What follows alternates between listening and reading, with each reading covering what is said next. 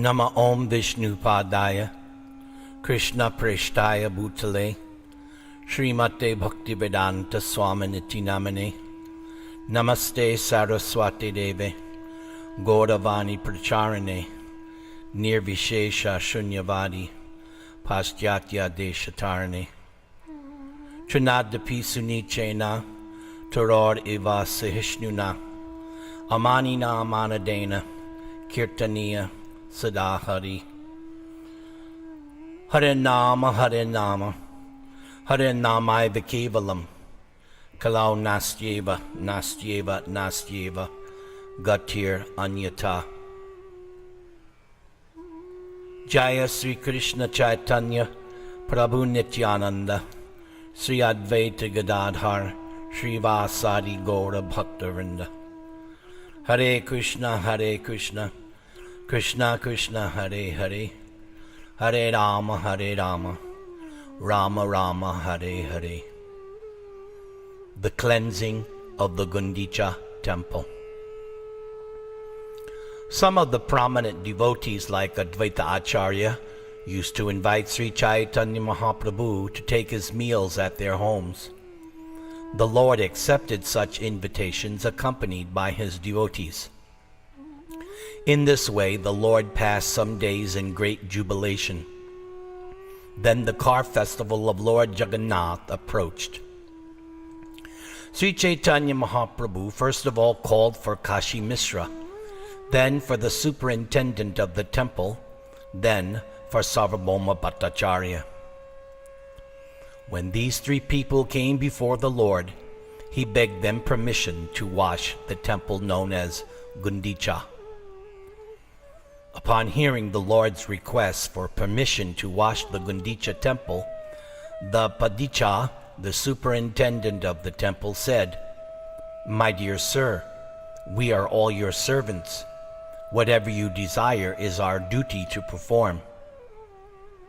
The king has given a special order for me to do without delay whatever your lordship orders. My dear lord, washing the temple is not service befitting you nonetheless. If you wish to do so, it is to be accepted as one of your pastimes. To wash the temple, you need many water pots and brooms. Therefore order me. I can immediately bring all these things to you." As soon as the superintendent understood the desire of the Lord, he immediately delivered 100 new water pots and 100 brooms for sweeping the temple. The next day, early in the morning, the Lord took his personal associates with him, and with his own hand smeared sandalwood pulp on their bodies. He then gave each devotee a broom with his own hand, and taking all of them personally with him, the Lord went to Gundicä. In this way, the Lord and his associates went to cleanse the Gundicä temple. At first, they cleansed the temple with brooms. The Lord cleansed everything inside the temple very nicely, including the ceiling. He then took up the sitting place, Singhasana, cleansed it, and again put it in its original place. Thus the Lord and his companions cleansed and swept all the temple buildings, big and small, and finally cleansed the area between the temple and the Kirtan hall. Indeed, hundreds of devotees were engaged in cleansing all around the temple, and Sri Caitanya Mahaprabhu was personally carrying out the operation just to instruct others. Sri Caitanya Mahaprabhu washed and cleansed the temple in great jubilation, chanting the holy name of Lord Krishna all the time. Similarly, all the devotees were also chanting and at the same time performing their respective duties. The entire beautiful body of the Lord was covered with dust and dirt. In this way, it became transcendently beautiful. At times, when cleansing the temple, the Lord shed tears, and in some places, he even cleansed with those tears. After this, The place where the deity's food was kept, the Bhoga Mandir, was cleansed. Then the yard was cleansed, and then all the residential quarters, one after the other.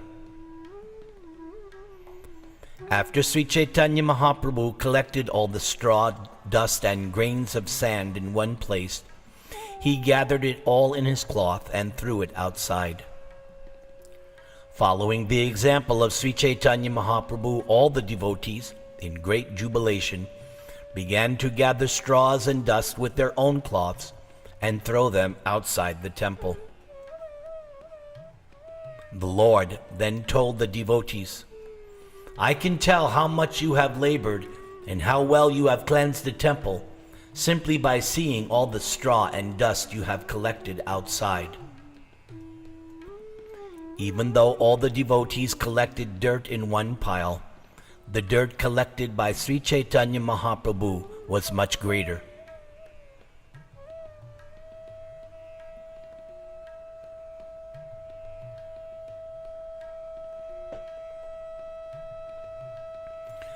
After the inside of the temple was cleansed, the Lord again allotted areas for the devotees to clean. The Lord then ordered everyone to cleanse the inside of the temple very perfectly by taking finer dust, straw, and grains of sand and throwing them outside. After Sri Caitanya Mahaprabhu and all the Vaishnavas cleansed the temple for the second time, Sri Caitanya Mahaprabhu was very happy to see the cleansing work. While the temple was being swept, about 100 men stood ready with filled water pots, and they simply awaited the Lord's order to throw the water from them.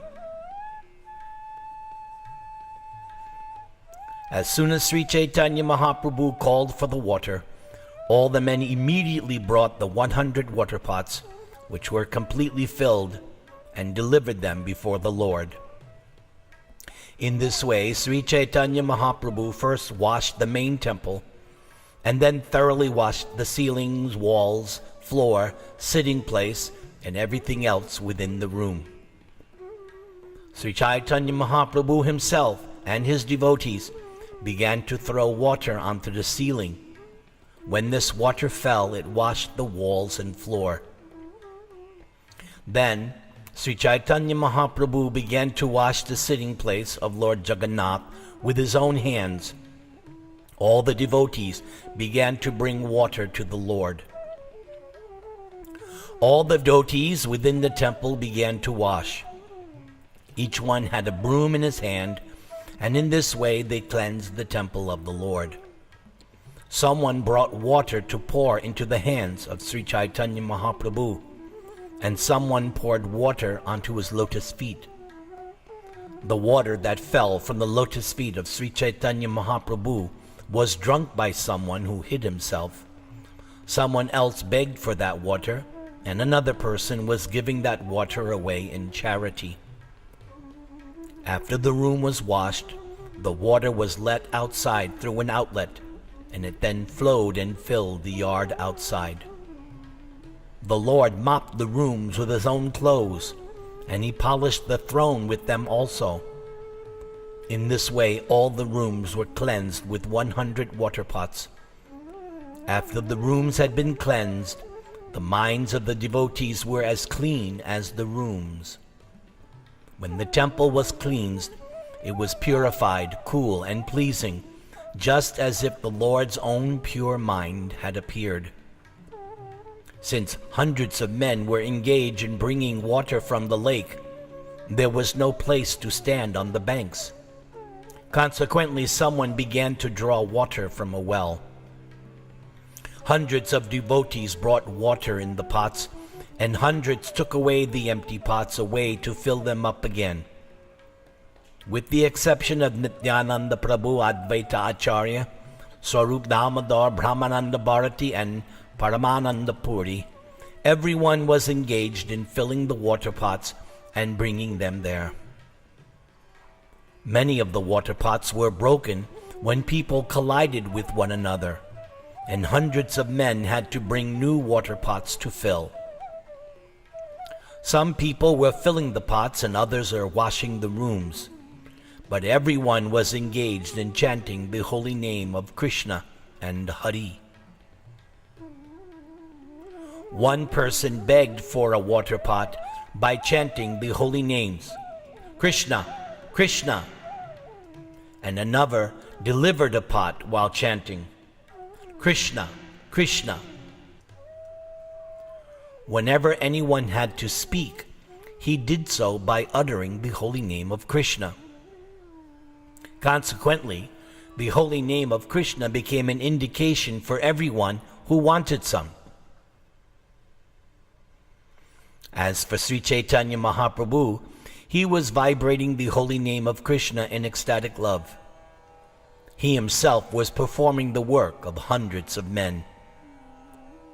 It appeared as though Sri Caitanya Mahaprabhu were cleansing and washing with 100 hands himself. He approached every devotee just to teach him how to work.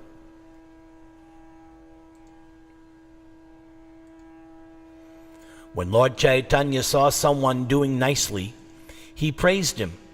But if he saw that someone was not working to his satisfaction, he immediately chastised that person, not bearing him any grudge. The Lord would then say, "You have done very well. Please teach this to the others so that they may act in the same way." As soon as they heard Lord Chaitanya say this, everyone became ashamed. Thus the devotees began to work with great attention. They washed the Jagamohan area and then the place where food was kept. All the other places were also washed. In this way, the meeting place was washed, the entire yard, the raised sitting places, the kitchen, and every other room. Thus all places around the temple were thoroughly washed within and without. And when everything was thoroughly washed, a Vaishnava from Bengal, who was very intelligent and simple, came and poured water onto the lotus feet of Lord Chaitanya. The Gaudiya Vaishnava then took that water and drank it himself. Seeing this, Lord Chaitanya felt a little unhappy and was also angry outwardly. Although the Lord was certainly satisfied with him, Lord Chaitanya became angry externally in order to establish the etiquette of religious principles. The Lord then called for Swarup Damodar and told him, "Just see the behavior of your Bengali Vaishnava. This person from Bengal has washed my feet within the temple of the Supreme Personality of Godhead. Not only that, he has drunk the water himself. I do not know what my destination is because of this offense. Indeed, your Bengali Vaishnava has greatly implicated me." At this point, Swarup Damodar Goswami caught the Gaudiya Vaishnava by the neck and, giving him a little push, ejected him from the Gundicä Puri temple and made him stay outside. After Swarup Damodar Goswami returned within the temple, he requested Lord Chaitanya to excuse that innocent person. After this incident, Sri Caitanya Mahaprabhu was very satisfied. He then asked all of the devotees to sit down in 2 lines on both sides. The Lord then personally sat down in the middle and picked up all kinds of straw, grains of sand, and other dirty things. While Sri Caitanya Mahaprabhu was picking up the straws and grains of sand, he then said, "I shall gather everyone's collection, and I shall ask whoever has collected less than all the others to pay a fine of sweet cakes and sweet rice." In this way, all the quarters of the Gundicä temple were completely cleansed and cleared. All the quarters were cool and spotless, like one's cleansed and pacified mind. When the water from the different rooms was finally let out through the halls, it appeared as if new rivers were rushing out to meet the waters of the ocean. Outside the gateway of the temple, all the roads were also cleansed, and no one could tell exactly how this was done. Sri Caitanya Mahaprabhu also cleansed the Nrsimha temple inside and outside. Finally, he rested a few minutes and then began dancing. All around Sri Caitanya Mahaprabhu, all the devotees performed a congregational chanting. The Lord, just like a maddened lion, danced in the middle. As usual, when Sri Caitanya Mahaprabhu danced, there were perspiration, trembling, fading, tears, jubilation, and roaring. Indeed, the tears from his eyes washed his body and those before him. In this way, Sri Caitanya Mahaprabhu washed the bodies of all the devotees with the tears from his eyes. The tears poured like the rains in the month of Shravan. The sky was filled with great and loud chanting of Sankirtan, and the earth shook from the jumping and dancing of Lord Caitanya Mahaprabhu. Sri Caitanya Mahaprabhu always liked the loud chanting of Swarup Damodar. Therefore, when Swarup Damodar sang, Sri Caitanya Mahaprabhu danced and jumped high in jubilation. The Lord thus chanted and danced for some time. Finally, understanding the circumstances, he stopped. Sri Caitanya Mahaprabhu then ordered Sri Gopal, the son of Advaita Acharya, to dance. While dancing in ecstatic love, Sri Gopal fainted and fell to the ground unconscious. When Sri Gopal fainted, Advaita Acharya hastily took him upon his lap. Seeing that he was not breathing, he became very much agitated. Advaita Acharya and others began to chant the holy name of Lord Nrsimha and sprinkle water. The roaring of the chant was so great that it seemed to shake the entire universe. When the boy did not regain consciousness after some time, Advaita Acharya and the other devotees began to cry. Then Sri Caitanya Mahaprabhu placed his hand on the chest of Sri Gopal and said loudly, "Gopal, stand up." As soon as Gopal heard the voice of Sri Caitanya Mahaprabhu, he immediately came to his senses. All the devotees then began to dance, chanting the holy name of Lord Hari. This incident has been described in detail by Vrindavan Das Thakur. Therefore, I have described it only in brief. After taking rest, Sri Caitanya Mahaprabhu and all the devotees departed to take their baths. After bathing, the Lord stood on the bank of the lake and put on dry garments.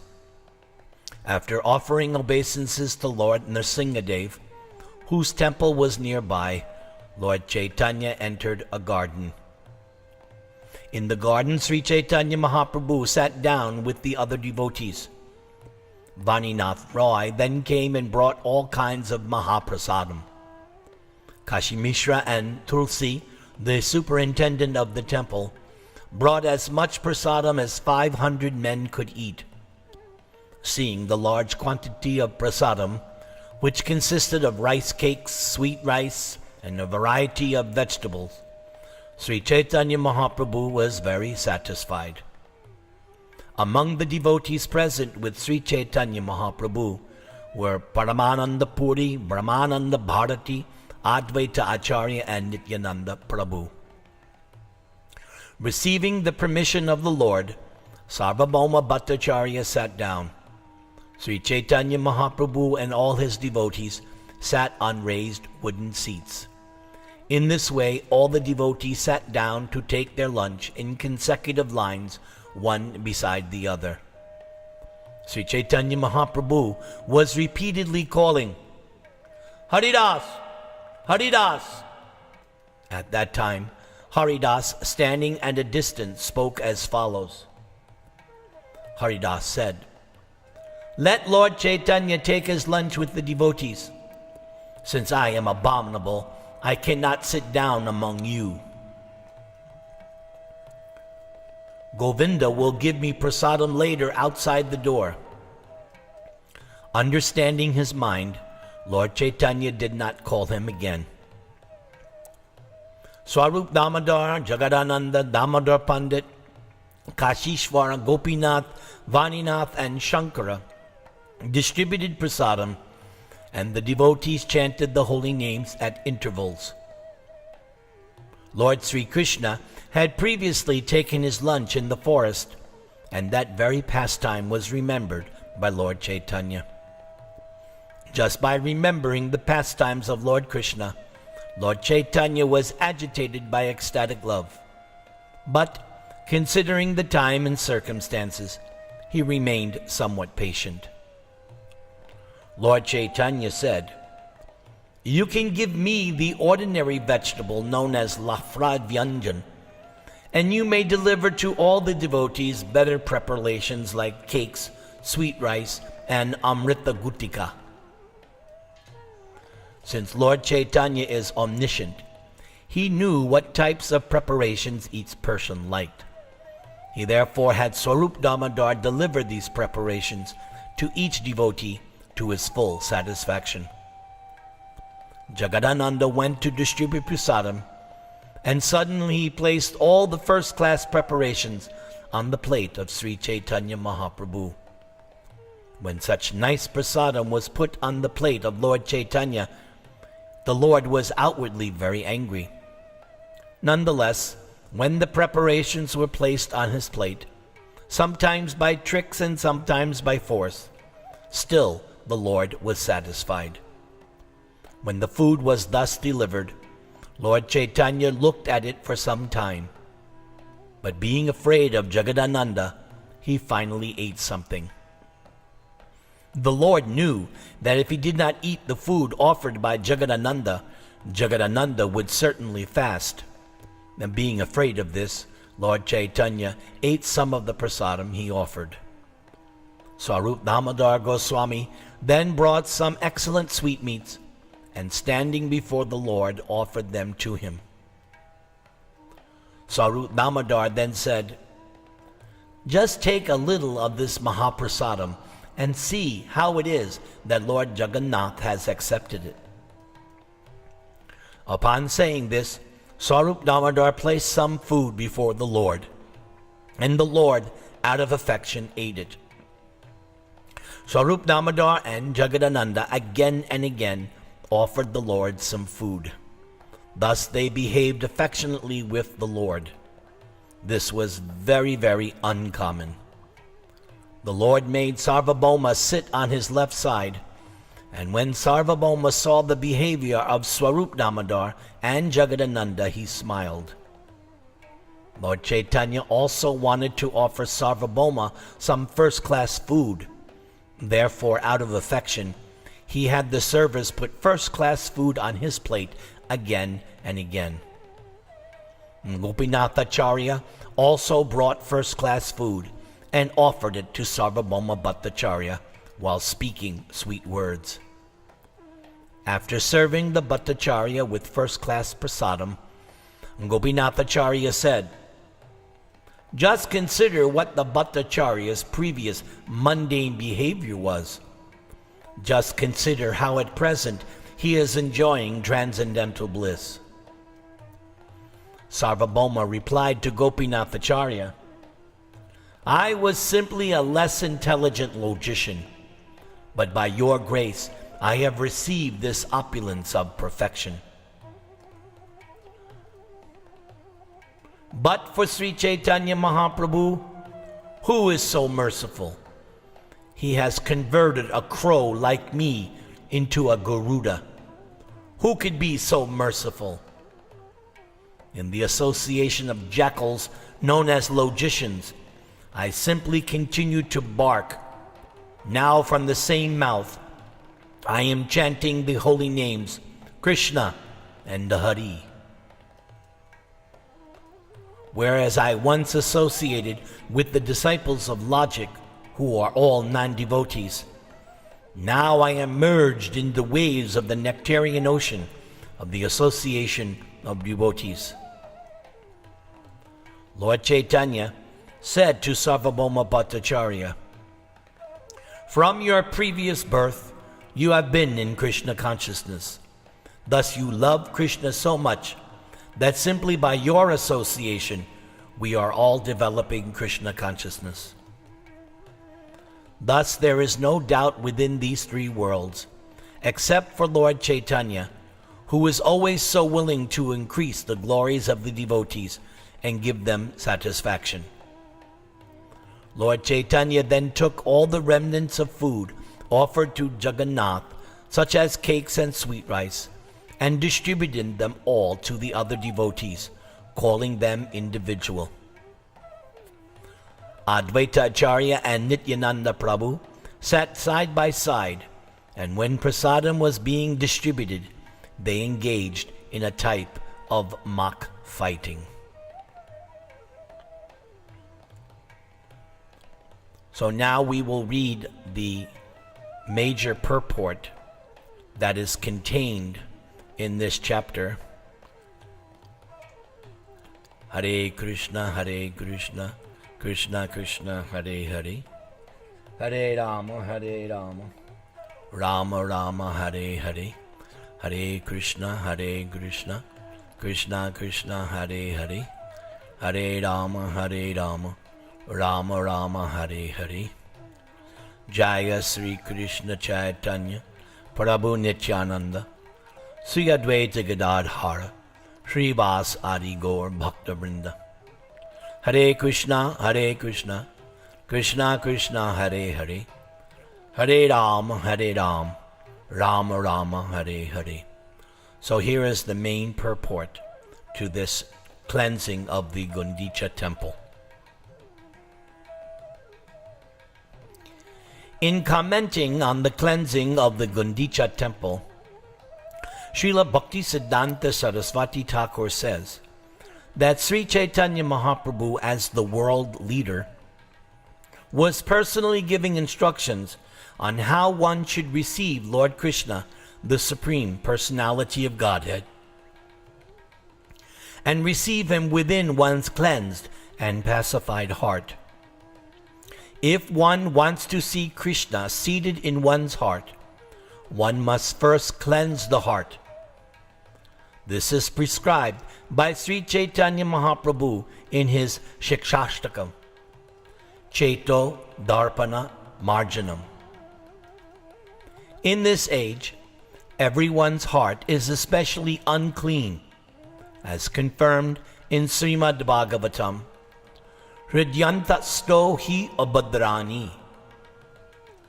To wash away all dirty things accumulated within the heart, Lord Chaitanya advised everyone to chant the Hare Krishna mantra. The first result will be that the heart is cleansed, Chaito Darpana Marjanam. Similarly, Srimad Bhagavatam confirms this statement. Shrinvatang svakata Krishna Panyasravana Kirtana Hridyantasto hiyabhadrani Vidhunoti Sorit Satam. Sri Krishna, the personality of Godhead, who is the Paramatma super soul in everyone's heart, and the benefactor of the truthful devotee, cleanses desire for material enjoyment from the heart of the devotee who relishes his messages, which are in themselves virtuous when properly heard and chanted. If a devotee at all wants to cleanse the heart, he or she must chant and hear the glories of the Lord. One must hear about Krishna, Srinvatang Swakata Krishna. This is a simple process. Krishna himself will help cleanse the heart because he is already seated there.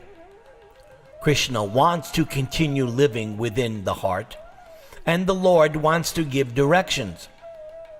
But one has to keep his or her heart as clean as Lord Chaitanya kept the Gundicä temple. The devotee, therefore, has to cleanse the heart just as the Lord cleansed the Gundicä temple. In this way, one can be pacified and enriched in devotional service. But if the heart is filled with straw, grains of sand, weeds, or dust, in other words, anyabilasha purna, one cannot enthrone the Supreme Personality of Godhead there.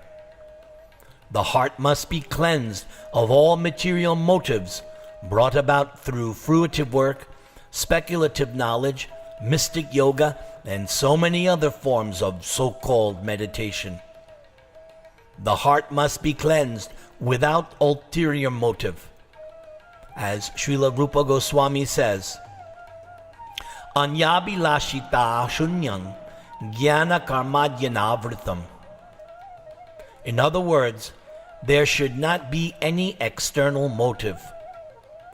One should not attempt material upliftment, understanding the Supreme by speculative knowledge, fruitive activity, severe austerity and penance, and so on.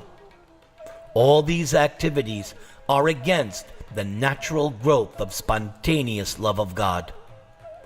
As soon as these are present within the heart should be understood to be unclean and therefore unfit to serve as Krishna's sitting place. We cannot perceive the Lord's presence in our hearts unless our hearts are cleansed.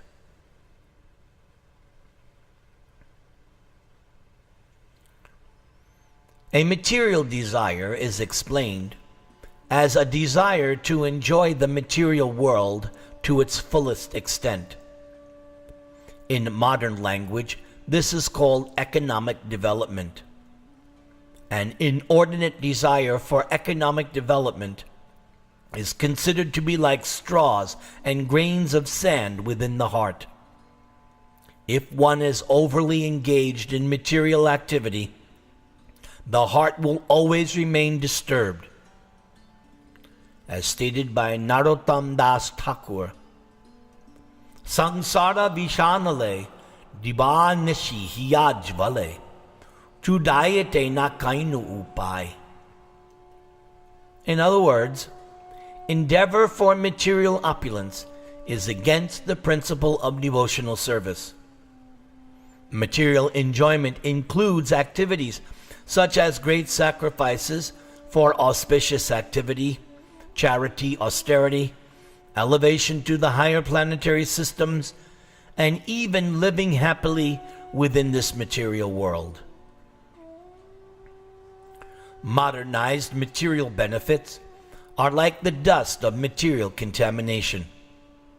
When this dust is agitated by the whirlwind of fruitive activity, it overcomes the heart. Thus the mirror of the heart is covered with dust. There are many desires to perform auspicious and inauspicious activities, but people do not know how life after life they are keeping their hearts unclean. One who cannot give up the desire for fruitive activity is understood to be covered by the dust of material contamination. Karmis generally think that the interaction of fruitive activities can be counteracted by another karma or fruitive activity. This is certainly a mistaken conception. If one is deluded by such a conception, one is cheated by his or her own activity. Such activities have been compared to an elephant's bathing.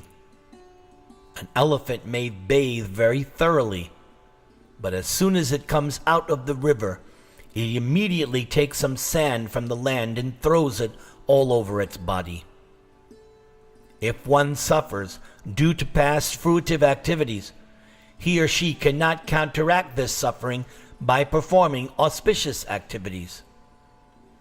The sufferings of human society cannot be counteracted by material plans. The only way suffering can be mitigated is by Krishna consciousness.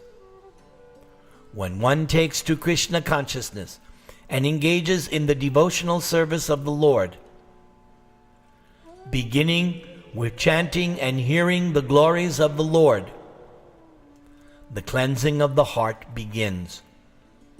When the heart is actually cleansed, one can clearly see the Lord sitting there without any disturbance. In Srimad Bhagavatam, the Lord confirms that he sits within the heart of the pure devotee. This he told to Durvasa Muni, Sadhavo hridayam mayam, sadhunam hridayam tvaham. In personal speculation, monism, merging into the existence of the Supreme, speculative knowledge, mystic yoga, and meditation are all compared to grains of sand. They simply cause irritation to the heart.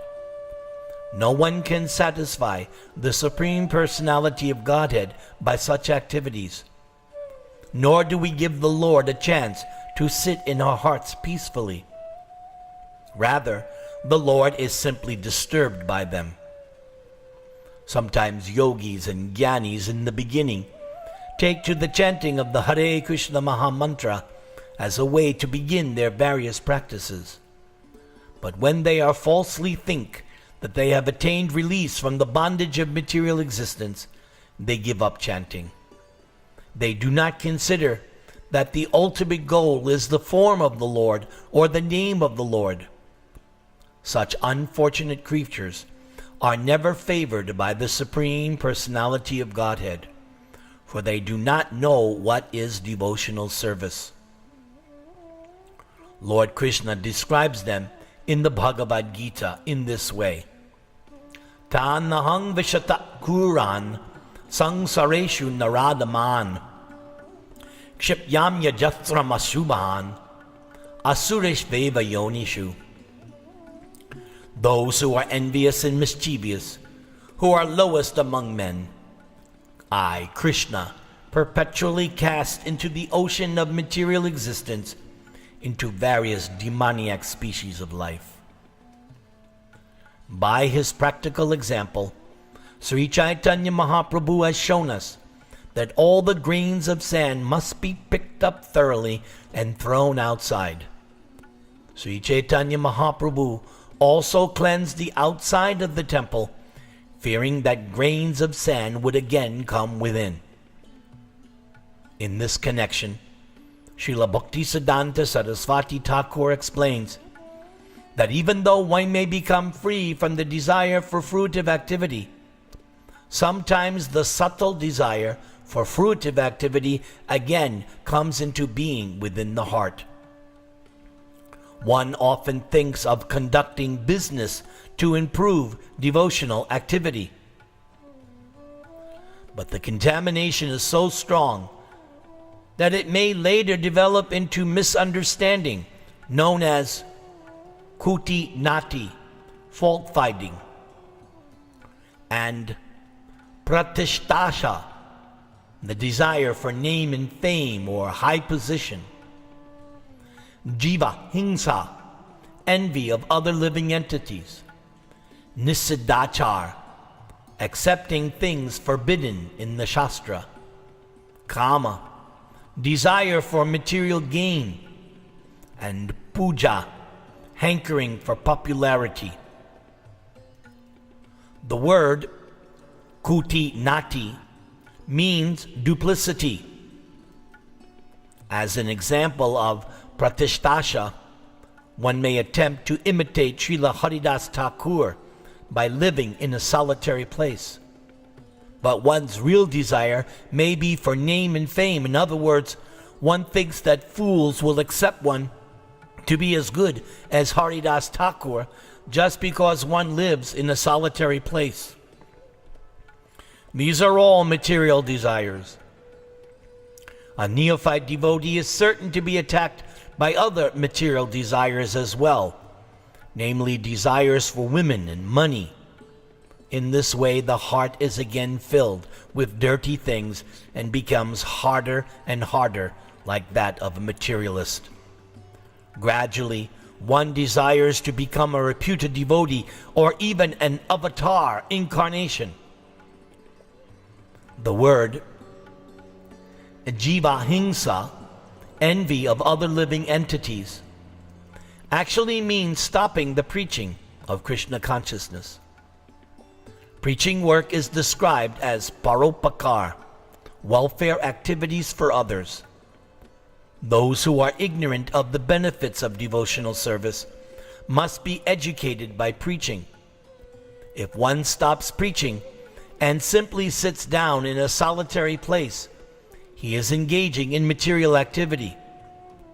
If one desires to make a compromise with the Mayavadis, he is also engaged in material activity. A devotee should never make compromises with non-devotees. By acting as a professional guru, mystic yogi, or miracle man, one may cheat and bluff the general public and gain fame as a wonderful mystic. But all this is considered to be dust, strains of grain of sand within the heart. In addition, one should follow the regulative principles and not desire illicit sex, gambling, intoxicants, or meat. To give us practical instructions, Lord Chaitanya cleansed the temple twice. His second cleansing was more thorough. The idea was to throw away all the stumbling blocks on the path of devotional service. He cleansed the temple with firm conviction, as is evident from his using his own personal garments for cleaning. Lord Chaitanya wanted to see personally that the temple was thoroughly cleansed to the standard of clean marble. Clean marble gives a cooling effect. Devotional service means attaining peace from all disturbances caused by material contamination. In other words, devotional service is the process by which the mind is cooled. The mind can be peaceful and thoroughly cleansed when it no longer desires anything but devotional service. Even though all dirty things may be cleansed away, sometimes subtle desires remain in the mind for impersonalism, monism, success, and the four principles of religious activities, dharma, artha, kam, and moksha. All of these are like spots on a clean cloth. Lord Chaitanya also wanted to cleanse these all away. By his practical activity, Lord Chaitanya informed us how to cleanse our hearts.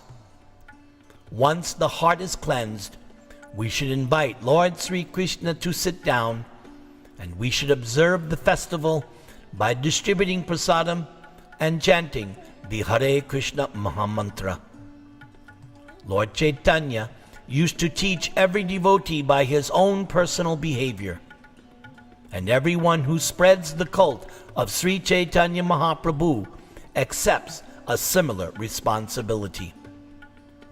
The Lord was personally chastising and praising individuals in the course of the cleaning, and those who are engaged as acharyas must learn from Sri Chaitanya Mahaprabhu how to train devotees by personal example. The Lord was very pleased with those who could cleanse the temple by taking out undesirable things accumulated within. This is called anartha nivritti. This means cleansing the heart of all unwanted things. Thus, the cleansing of the Gundicä Mandir was conducted by Sri Chaitanya Mahaprabhu to let us know how the heart should be cleansed and soothed to receive Lord Sri Krishna and enable him to sit within the heart without disturbance.